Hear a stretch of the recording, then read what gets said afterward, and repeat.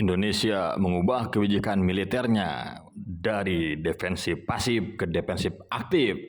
Itu efek dari klaim Nine Dash Line China yang akhirnya membuat negara-negara pesisir seperti Indonesia, Filipina, Vietnam, Malaysia, Brunei, Taiwan hingga Jepang akan terdampak dari klaim tersebut.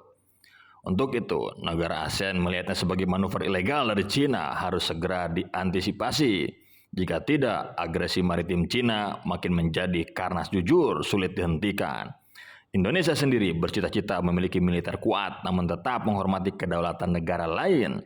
Jadi, bisa dipastikan militer Indonesia hanya bergerak jika kedaulatan negara terancam, bukan menginvasi negara lain.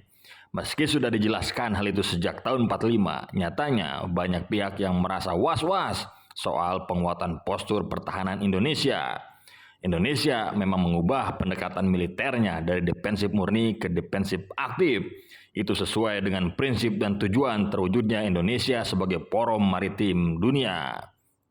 Strategi defensif aktif inilah yang nantinya akan menangkal segala ancaman yang menuju Indonesia. Sebelum ancaman itu memasuki NKRI harus digebuk dulu di luar perbatasan negara. Tentunya pembangunan postur pertahanan Indonesia harus memperhatikan dinamika geopolitik kawasan, yang kemudian tujuan akhirnya adalah Indonesia menjadi poros maritim dunia.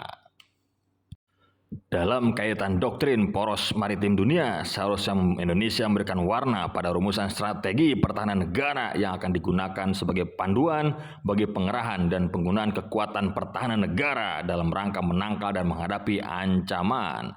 Untuk memperkuat pertahanan negara, Indonesia memerlukan sistem coastal defense atau pertahanan pesisir. Ini memungkinkan militer Indonesia menyerang target dari pulau-pulau terluarnya.